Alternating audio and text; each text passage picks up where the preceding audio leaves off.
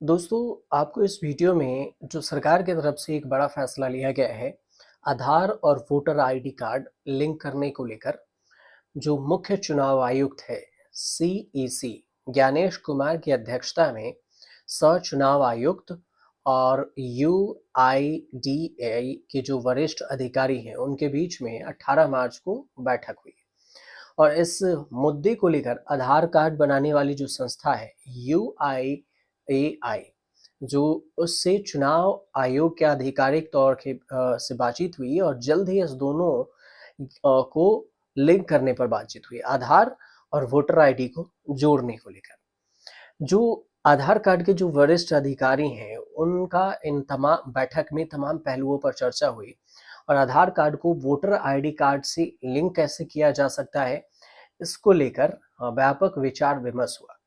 अब बैठक के दौरान तय किया गया है कि आने वाले दिनों में जब चुनाव होंगे तो फिर चुनाव आयोग के अधिकारी और यूआईडीएआई,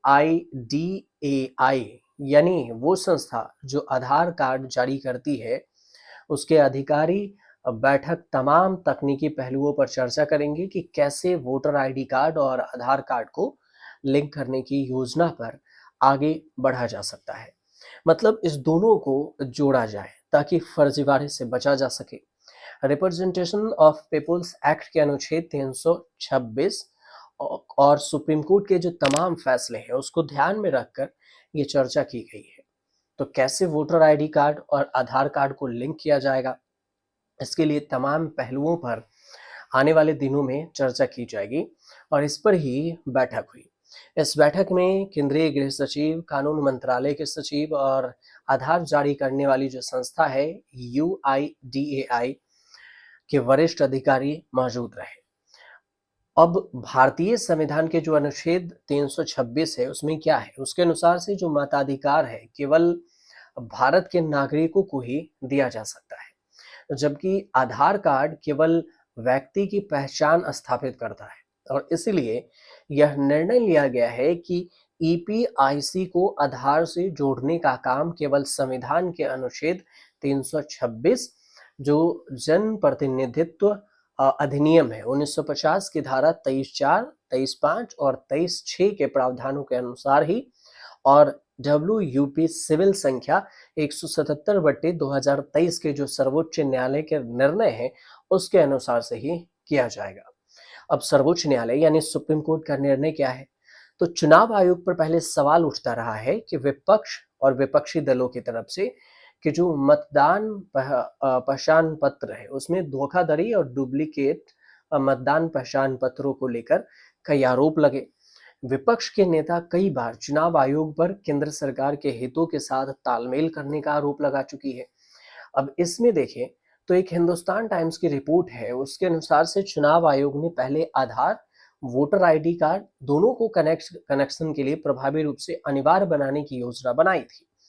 हालांकि बाद में यह पता चला कि 2023 में सुप्रीम कोर्ट में सौंपे गए अपने सबमिशन में पैनल ने कहा कि इस तरह की लिंकिंग अनिवार्य नहीं थी। अब चुनाव आयोग के डेटाबेस के मुताबिक उनके पास 66.23 करोड़ आधार नंबर है और इन्हें अभी तक वोटर आईडी से लिंक नहीं किया गया। अब इसकी वजह से ही 2023 में मामला सुप्रीम कोर्ट में पहुंचा। सुप्रीम कोर्ट में मामला चल रहा है। आरोप लगाया गया था कि आयोग के अनुसार से प्रक्रिया स्वैच्छिक है, लेकिन जानकारी जुटाने के लिए जो फॉर्म लागू किया गया है, उससे ये बात पता नहीं चलती है। अब से 10 साल पहले के वोटर लिस्ट को देखें तो आधार से लिंक करने की कोशिश फरवरी 2015 में शुरू हुई थी।